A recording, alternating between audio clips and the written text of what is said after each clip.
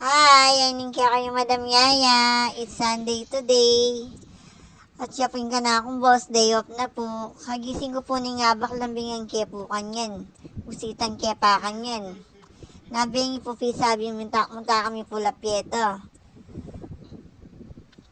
Ay ni po fast forward na po siya nakula pieto. Panyan di ko pa po kanyang kandilaring pengari ko ang pupuit ng kapatid ko. Nung kalatirin nga sa di ko, wala nga sa ling maragul no, koratan ang malatir ko, pekchaga ko na lang. Ayan po, ike po sindi ganyan, sobra kahangin. Po ba manano kayong isindi? Masakit pala nga lang pengarin eh. Wala na kang maala ka pang tatang. Tapong bunso mo, may tenerin po. Baleting ko pa pong kapatid, adwa. Ano yung mga malawot kami po kayong metong at metong. Yan po. Ano po kalupa dati pag etsula rin pengar ko lalo ning tatang ko kasi close kaya po yung tatang ko.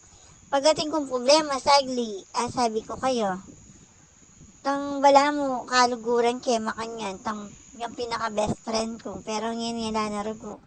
Marugwa para na sitang masanting abiye. Tan dapat ibiye ko ako narugo abiye. May sakit siya po kasi ng pandemic, kami noon ng lockdown. Ayan po. Piyabe minanamo po kening napieto, makakramit siya po itatang ko. Piyabe minanamo po ang mga ko.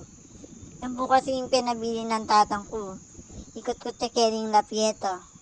Ayan po. Piyabe kaya po yung boss ko yan, kaya no po yung tayong kandila. Kapaya pa kayong napieta, katahimik. Ayan po, pala ko na kami po kanyang ken. Paggawa mo yung kaya kaming boss, pinaka-boss ni. Kung kwento ni nga biyak may ngirik yan ng Clyde. Itaya po kaning kain na. Makarinero kung naglelaya pa, bayinero ko peganan. Ayan po, na kami po kini. Paggawa miya po kanyang ken. No, pag chatting kami naman mo to, ay akabot sa sakin. Luluguran yan talaga. Dapat kung nanuming ginamit, ano, ibig sabihin nita?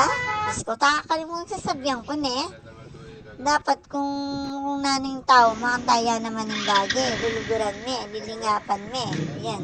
Paggawa miya po kanyan. Yan po. Medyo okay niya po. Thank you po.